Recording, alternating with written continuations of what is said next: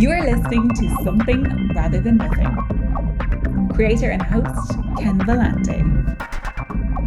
Editor and producer, Peter Bauer.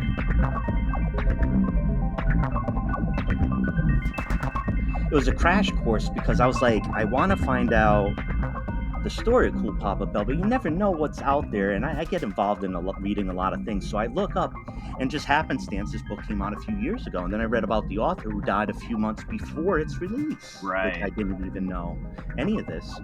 And listening to the book, which I really enjoy, but it's interesting because the introduction is like poetry. It's like, look, the legend is in there. There's some facts in there.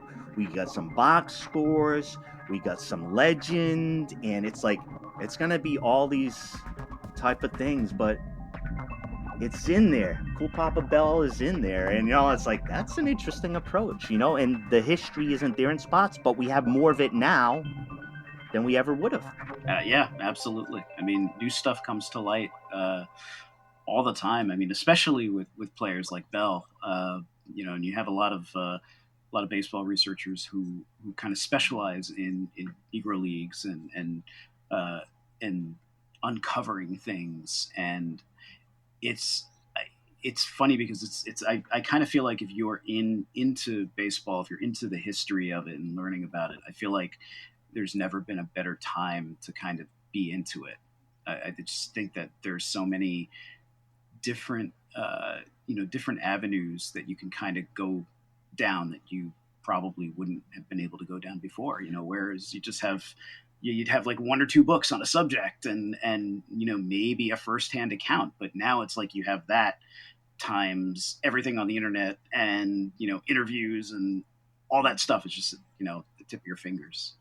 Yeah, and it's like data, information, and kind of like you can put out the fishnet. Yeah, exactly. Yeah, this is Ken Vellante with Something Rather Than Nothing, and I got to tell you, I'm really excited. Got Graig Kreindler, painter, who does a lot of depictions of historical baseball figures and portraits and scenes. Graig, great pleasure to welcome you to the podcast. Thank you, Ken. Thank you so much for having me. Yeah. And thanks for staying up late. Or I guess I'm staying up late. The East Coast. Yeah, East Coast guy. Well, it's great to chat and fit in some time here to chat about philosophy, art, baseball. It's all in your work. But prior to getting into the conceptual stuff and getting into all the different things you do with your painting, were you an artist when you were born? That's a great question. Here's the thing. I started drawing when I was very young. I probably was, seriously, quote unquote, seriously drawing when I was 3 or 4 or something like that. And I think I always kind of had I hesitate to use the word talent, but there was, a little bit of a talent or a gift there that I guess kind of just gave me more of a natural proclivity to drawing. Yeah. But as I tend to think, now with talent and gifts and things like that, I really think that you can have that, but it's kind of up to you to kind of, fan that flame and build on it. And that's kind of where you kind of shine. It's like you only have so little of that gift, and it's really in your hands the rest of the way. So I think in that sense, I think that somewhere inside of me, I was an artist, when I was born. And I think I kind of, pulled it out of me, over 20, 30 years. I guess I'm still pulling it out of myself, trying to figure out where I am with it. But yeah. Yeah, we on podcasts recently. I mean, there's certain themes that have come up, and some of them have to do about kind of history or coming from artists or not having a history or connection to art and how you develop. But also, as another matter, like you said, around talent and having a proclivity or an ability, and then whether you get to develop that or not, right? Whether it's cultivated, identified, cultivated, and that, and it's great to hear, how you recognize that, something was there, and looking to build on that. So obviously we're going to get into the baseball stuff, and we talked about as a primary piece of what you create. But were you always doing that when you were creating something, or starting to paint when you were younger? I mean, was it I'm gonna put baseball together and painting, and that's it for me, or how did it develop with your subjects? Well, so okay, so I grew up in the '80s, and I was born in 1980. So the first drawings that I remember doing were kind of the cartoon characters that I was watching on television. Whether that was He-Man or GI Joe or Thundercats, stuff like that. I remember my parents literally taping some of the episodes off of the television, and I would kind of play them back over and over again, and I would kind of pause them, at this spot where you just had a nice portrait of He-Man, or maybe him doing this heroic pose, and I would just sit in front of the television and I would draw, and I you mentioned before that art was kind of it was kind of a it was cultivated. I'm really lucky in the sense that I have two parents who were always very supportive of that. They're always supportive of me being an artist or me drawing. They took my brother and I to museums all the time, and like Broadway shows. It's like we were getting cultured, and a lot of my friends weren't getting those same kinds of experiences that we were. So I'm very lucky in that sense. But the baseball thing, it started a couple of years later, I think. When I was 5 or 6 or so, I discovered what was left of my father's baseball card collection. Mm. So he was born in 1944 and grew up in New York City, and he was collecting he was collecting baseball cards, I guess, in the late 40s, early 50s. And these were kind of like, the Bowman and Topps issues of the day. And each card, I'd say maybe not each card, but for the most part, those sets were illustrated. They weren't necessarily done from photography. So I think when I discovered some of his baseball cards, I guess I noticed that. I noticed that, let's say, the cards he had from the 40s or 50s or whatever were different from the cards he had, from the 80s. Like, these were drawn, these were illustrated, these were painted. So I think subconsciously something kind of clicked, and I thought that it was something that I could do, not as a vocation, not as a job, not as a career, but I could draw. Maybe I could draw Mickey Mantle, for my dad, because he loves Mickey Mantle. And I'd get like the proverbial pat on the head. Good job, son. So I did that for a bit, and still kind of just getting a little bit older and into different things. I kind of I went through puberty and got into comic books and got really weird around girls, and all of a sudden I'm like this kid who is not necessarily drawing all the time, but is kind of known for being an artist, for being a draftsman. Right. And I guess at the time I kind of figured I would do something as a career with it. I just didn't know what. And that was when I kind of learned about being an illustrator. I specifically kind of gravitated towards being a science fiction and fantasy book cover illustrator, because I've kind of always been in love with those are great. With that stuff. Yeah, like that visual storytelling. It just, the look of that, it's just right in my wheelhouse. And I went to the School of Visual Arts in Manhattan for college, and that was kind of like, that was where I was going to go.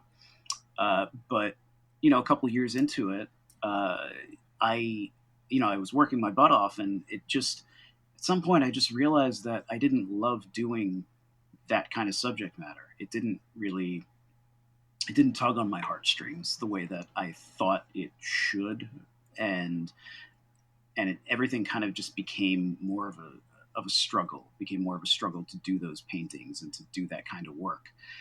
So I floundered for a bit. I still kind of worked on my technical chops, so to speak, and here I am, senior year of school, and I don't really know exactly what I'm going to do when I graduate, because I don't want to be a science fiction fantasy book cover illustrator anymore. I don't know what I want to paint.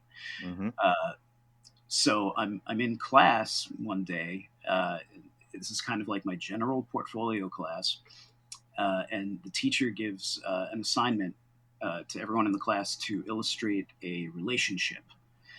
And for whatever reason, the first thing that I thought of was the relationship between a batter and a pitcher. And, all of a sudden, it's kind of like I went back to being a young kid again, looking at my father's baseball cards. And I ended up, getting involved with research and thinking, okay, let's make a painting of Mickey Mantle for my dad. It'll be just like it was when I was a young kid. And I made this painting, and I absolutely loved it. I loved everything about it. Not the painting itself. I mean, I was happy with the painting, but the process of doing it, the research that went into it, like everything. I don't want to say that it was effortless, but it hit all of those notes that I wanted, I guess, art to hit for me. Right. And kind of that's what it's been like for the past this was 2002 that I did that painting at SVA, and basically I've been doing it since then. It's just been baseball. It's like that was kind of like the turning point where I realized that baseball is kind of where my heart is, and that's where I want to be. Yeah. And I had actually, until you had brought up, I had actually forgotten about some of the older baseball cards, as you mentioned, being painted, and now I'm connecting it more how I've seen the type of representations that you have, and remember how it was a particular style even back then of Right. painting the players. One of the things I wanted to ask you, Greg, is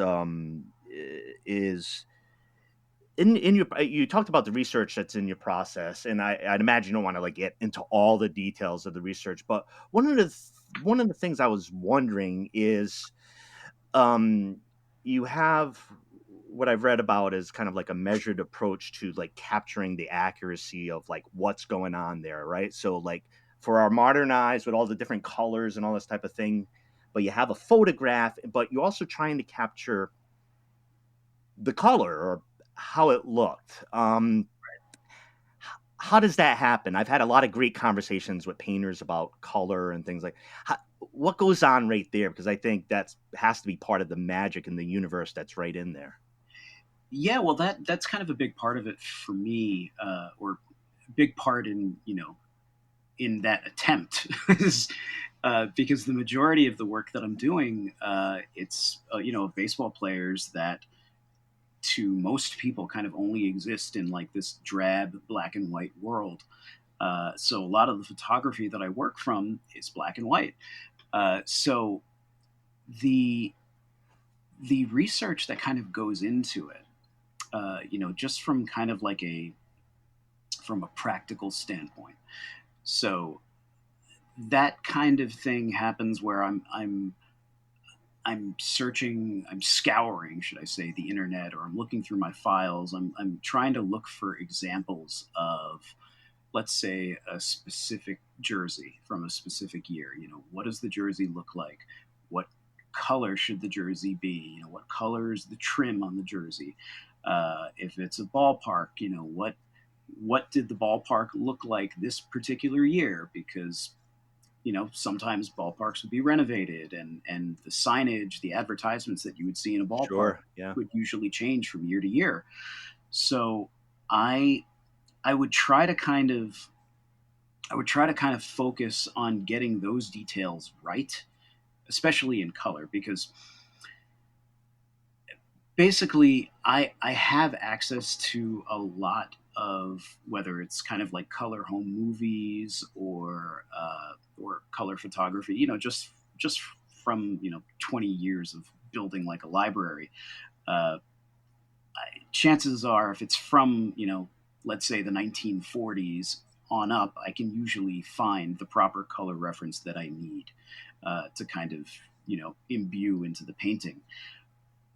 But it kind of goes beyond that, in that I'm trying to kind of recreate a scene, and I'm in doing so, not only do I need things to kind of be historically accurate with colors, but I have to kind of be aware of what I guess what is affecting these colors. And for me, that is kind of always involving light. So I have to kind of be conscious of how the light is going to affect the colors of these things in the particular piece that I'm making. So, a sign might look complete, like a yellow, red, and blue sign might look completely different. If it has sun shining on it than it would say on kind of like an overcast day. And I think being sensitive to that sort of thing is part of it's a big part of the process. When I was in school, I did a lot of drawing and painting from life, which you tend to do in art school. Drawing and painting from a model all the time, or drawing and painting outside. And when I was doing it, I it's kind of like I was doing it because I'm in a class and I'm trying to kind of just become a better painter, and I'm trying to learn how to paint, quote unquote, realistically. Mm-hmm. But what I realize now is that I was kind of learning, I guess, why I was painting these things the way I was painting them, or why they looked the way that they looked. Why is painting a model that is being illuminated by like northern light, why is that different than painting a model that's being illuminated by sun, whatever? Right. So I had to take that kind of thinking and put that into the baseball stuff. So it's kind of like a mishmash of all of that, with being accurate to the moment, getting the light right, getting the weather right, getting the temperature right, but also making sure that the colors of a particular jersey or scene or whatever are accurate to what actually existed. Making Mickey Mantle look like Mickey Mantle, making a 1955 jersey be as baggy as it needs to be compared to one from 10 years later. Yeah. So it's just like the minutia that like we were talking about before, the minutia that baseball fans and history lovers are really, really anal about. Yeah, it's like you can't get enough of the information and more, the rest of the story. Hey, Right. Greg, I want so I mentioned you, James Cool Papa Bell of the Negro Leagues, my favorite player. He's also a player who I never saw play. I've read about, and I've read the legends. I've heard the stories, all these different sources. And so I see your painting of James Cool Papa Bell, and your connection to these depictions in the Negro Leagues, and I am floored. It's an amazing piece, and I say, Thank you. what you're welcome. I say, what a work of art. But Greg, what is art? Like for me, that all that's in there for me. You caught it. I'm like that. It did it from. But for you, what's art? What's going on there? What's going on? What's art? Oh man, that's a tough one. I never. It's like I never really thought about what art was, or what art really meant to me. I never was really able to kind of articulate it. Uh, but I think with the kind of work that I do, I'm trying to kind of communicate with people who are viewing the works, and I'm trying to kind of, this sounds corny, but it's true. I'm trying to elicit, an emotional response. So, I want the person to think of their, mother and father, bringing them to a game when they were 5, or, to think of, what life was like in the 60s, or whatever.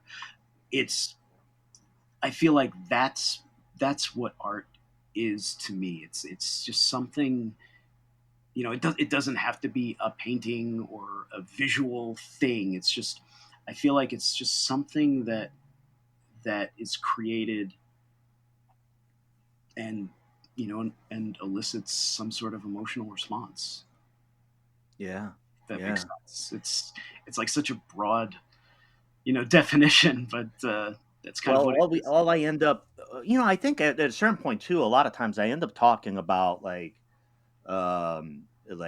healing, creation, processing, emotions, getting things out, the process getting things out, the end result getting things out. So it is, a lot of the answers definitely get into that territory.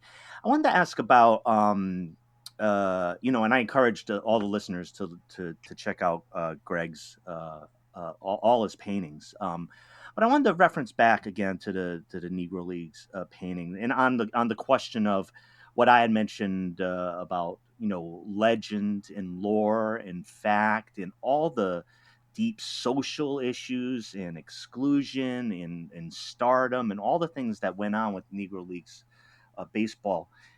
With that record being incomplete, and with the kind of, what's known, what isn't known, when you get to the point of like how you're trying to represent them, was that a more difficult problem to, or did you feel more responsible to try to extract that or bring that out with those paintings? Well, you know what? I'm lucky in that I kind of knew where I was going with those paintings. I mean, all of them, they were commissioned by a collector who's actually based out in the Pacific Northwest, uh, in Seattle, who he's a huge baseball fan, and he's very much into the Negro leagues and Latin American leagues and whatnot. And it was really because of him that I took on that project. But I I think what I set out to do when I first started painting these players, not Negro leaguers specifically, but I just mean painting baseball players to begin with. I was always really concerned with depicting them in an honest way, and the whole idea, that you mentioned, that we talked about a little bit with myth and legend in baseball. I do appreciate that is there, but that's not really the kind of stuff that I want to depict. So in a way, I like giving the viewer the opportunity to kind of to come to their own conclusion about the player. So I don't want to like take any of my whatever nonsense I have going on in my head and make a work of art or whatever that reflects that. So there's this story. I don't know if you've ever heard it, but this had a profound effect on me and kind of how I do this stuff. Um, it's about Red Barber, and when Red Barber was told by Branch Rickey, I think it was in 1940, might have been in 47, or it might have been in 45 when Robinson was actually signed by the organization. I don't remember, but anyway, Branch Rickey told uh, Red Barber that Robinson was coming, and Red Barber was the play-by-play announcer for the Dodgers, so he was going to be talking about Robinson. And Red Barber, he grew up in the South. He went to like segregated schools, and you could say that he was kind of, uh, I don't want to say that he was a bigot, but he was a product of his time, and he probably had misgivings about Hmm. Robinson coming over and kind of integrating the game, and he kind of had a hard time with that in the beginning. He had a hard time with, uh, I guess, being okay with the fact that he was going to be talking about Robinson. And he tells this story about recalling his first World Series that he covered, which was in 1935, and he, along with all of the other newspapermen and announcers that were covering the thing, they get called into the office by Kennesaw Mountain Landis, who was the commissioner at the time, Sure. and Landis is saying, that your job here is to report. If somebody makes a bad play, then you are to talk about the play. You're not supposed to give your opinion about it, and saying that this player made a dumb decision or boneheaded play or whatever. If a player comes up to me in the stands and spits in my face, you are just to report and leave. I think the phrase was Right. leave your opinions in your hotel room. And Barber says that when he remembered that, when he thought of that moment, he was able to kind of, I guess, be at peace with the fact that he was going to kind of talk about Robinson and kind of go through his conversion. Um, and that's kind of how I look at my work and what I try to do is that I try to just report. I try to kind of be as honest and accurate as I can be with those players and just let the viewers, kind of do what they're going to do with it. It's just my job to be like a conduit for that information. Yeah, I think in just that approach, I think that approach has made me think a lot recently. I think of like maybe like we're talking about all the information like that we're able to gather and things, baseball being like that, obsessed about data and information, but there's also stuff that seems to be slipping away, because there's less storytellers like out of the Negro League tradition. So when I was a kid, you know, I wrote to Cool Papa Bell and I got his autograph. Like he was going blind, his sight was going in and out. And when his sight was in, Cool Papa Bell is writing to me and my brother, two white boys out in Rhode Island, sending us the autograph, and we That's and awesome. we have that. But as I've thought about some of those experiences in my childhood and some of the interactions or meeting players and things like that, baseball history is one thing, history as a whole, like things seem to be kind of slipping away at a time we're kind of like overwhelmed. And I guess what I'm pointing to is like my appreciation maybe right now for your approach of maybe seeing it for how it was and how it looked like. There's something attractive about that. Oh, thank you. Yeah. I appreciate Nowadays, it seems, I don't know. It's kind of a sense that I have. I got a question, Greg, that I've been asking guests lately, and it has to do. Well, let me ask the question: Sure. what do you think your art is, and what do you think other people think your art is? Oh, wow. What do I think my art is? Um, okay. What do you mean? What do I think it is? Or is that up to me to decide? No, no. The idea is like to bring in great question. Is to bring in intent, right? Like the intent of like what you're trying to do. And the way I look at this question has to do with like I have an intent towards it. And then if I'm putting it out there, people are like talking about it this way or that way, or it just you feel there it has a life of its own that's not connected to you. I'm guessing maybe though you feel like a little bit more of a closer connection with the intent of what you're trying to put out with your art and how people are receiving it. And that's a good thing, but I don't want to answer it for you. So Right. Well, I mean, the intent, I guess, I might have mentioned this phrase before. So excuse me if I'm repeating myself, but I think giving people, a window to kind of peer into the past, I think that's kind of the intent. Um,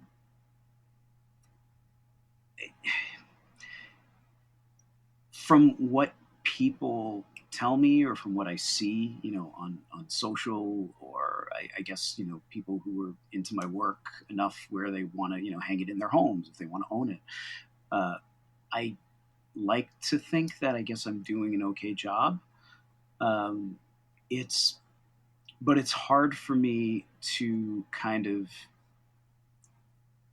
accept that I'm doing an okay job.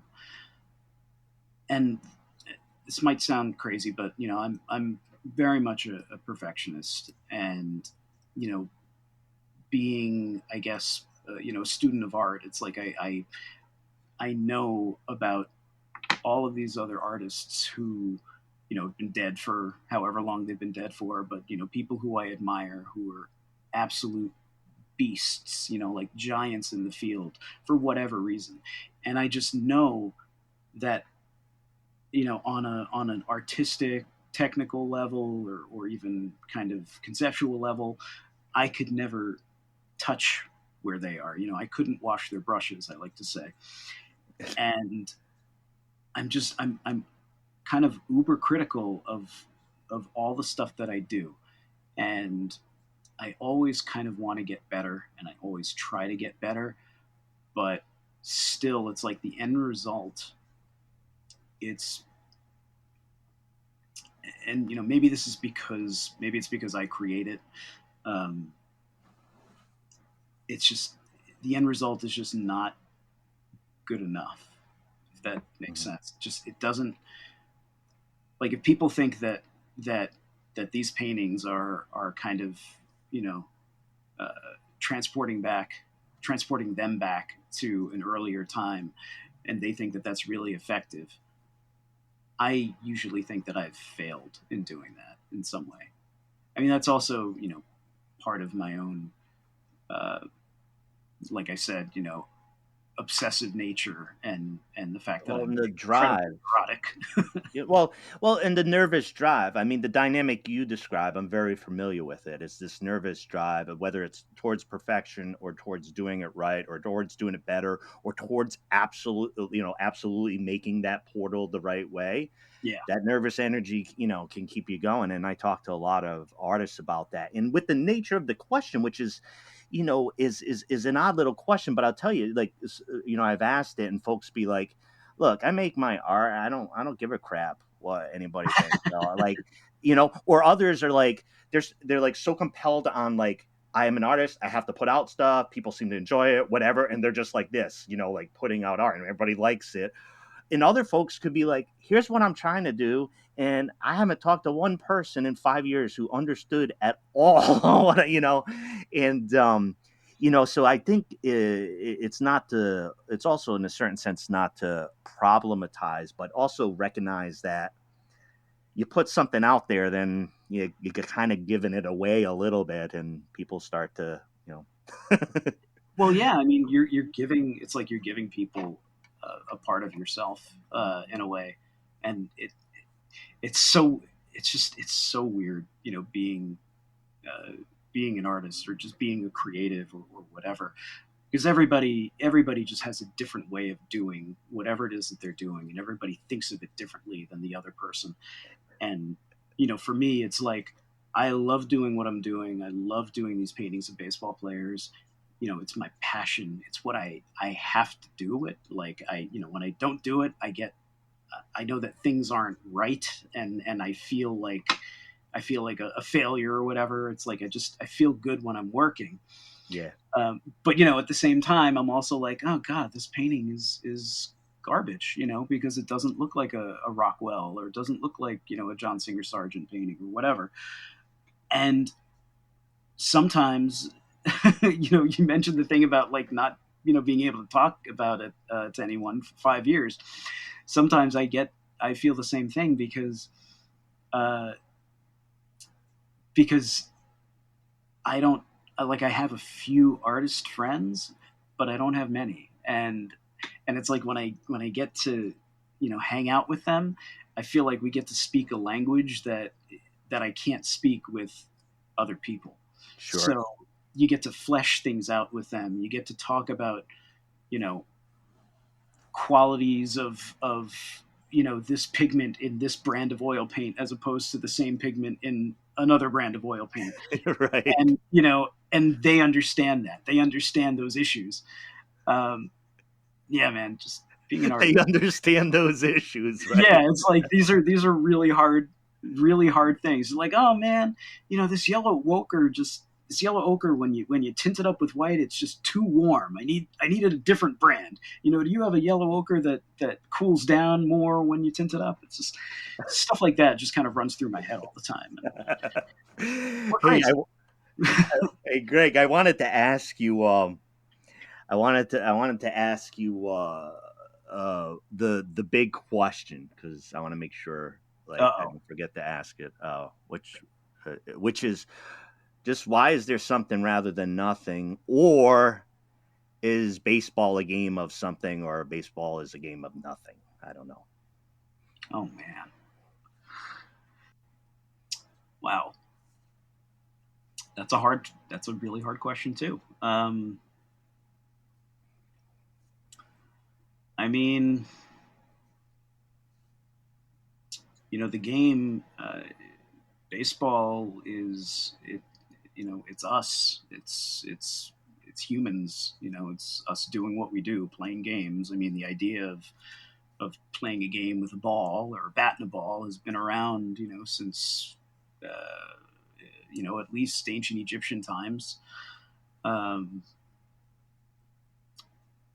It's it's like, for some people it's kind of a life and death, or life or death thing,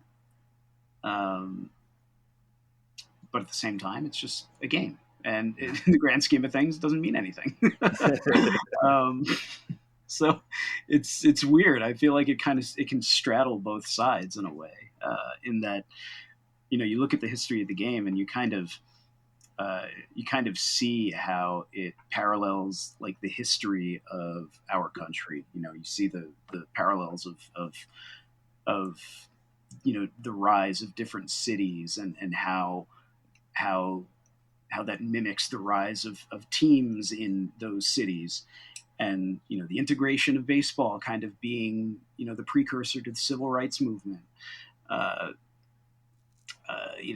The idea of labor, labor disputes, among workers and management, that's a part of baseball too.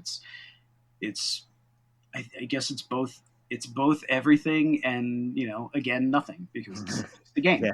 So.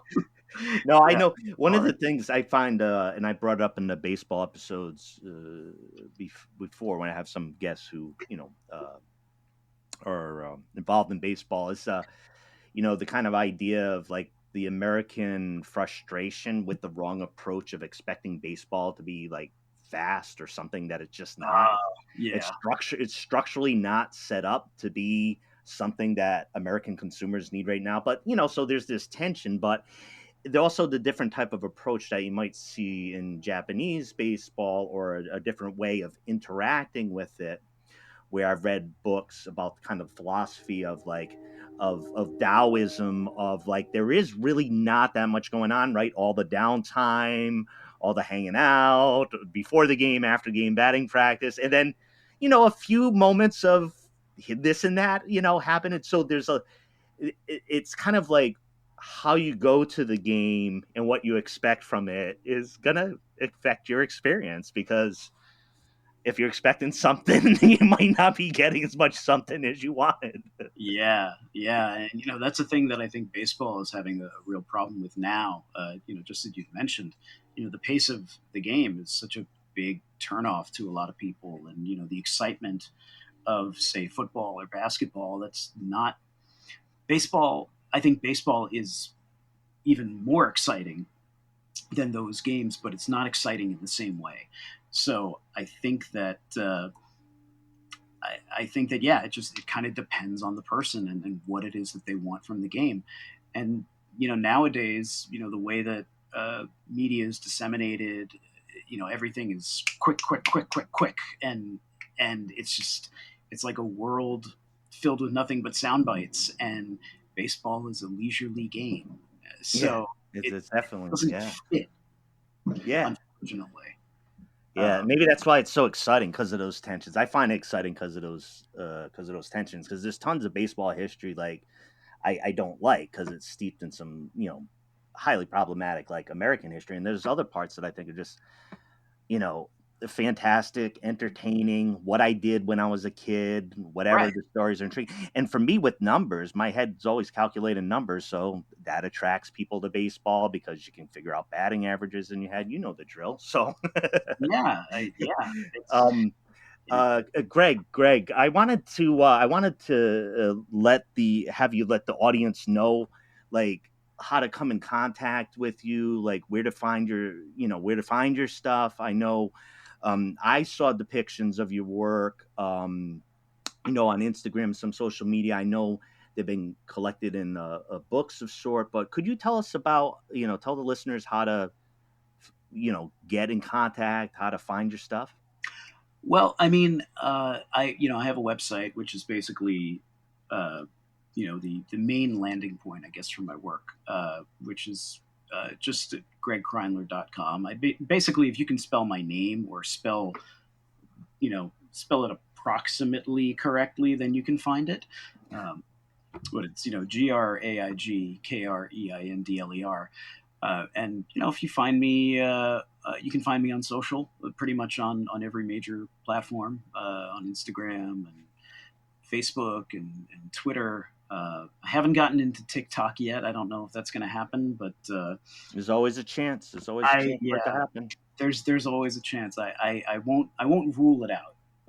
Good. But that's the approach. Yeah, as long as you have a computer and you can kind of spell my name right, you can find me somewhere, I think. Hopefully in not a too compromising position, but it's no, and thanks for laying that out there. As I mentioned, I saw the paintings you done, and they're striking. They're also connected to a game I love, and players that honestly being. I asked you the question about the Negro Leagues, players being lifted up, heroes in my head when I was a kid, and I read about them, and classic stuff like the Red Sox. I grew up watching the Red Sox, and grew up in Pawtucket, Rhode Island, where the AAA team was. So it was around me a lot, and I just want to tell you, I really appreciate your painting and what you create in your art, but also the ability for me to kind of like connect to it that way for a love of the game that I have, and to get into that universe, because it's a nice one to go into and spend some time, right? Oh, thank you. Yeah, the goal. I used to say that, like, the goal of connecting baseball and art was kind of paramount. Just the idea that art doesn't necessarily have to be about elevated subject matter. It doesn't have to be super conceptual. It can just be a reflection about a reflection of us and what we do. And baseball is something that we do. So Yeah. I guess that's what's appealing to me about it. Yeah, I really appreciate that, Greg. It's been an absolute pleasure to chat with you, and I know you've done a lot of great paintings. I'll be strolling, thumbing through a lot of the ones I haven't seen, and look forward to what the great stuff that you put out. Thanks so much for visiting the podcast. Thank you for having me, Ken. I had a lot of fun. All right, great. Take care, Greg.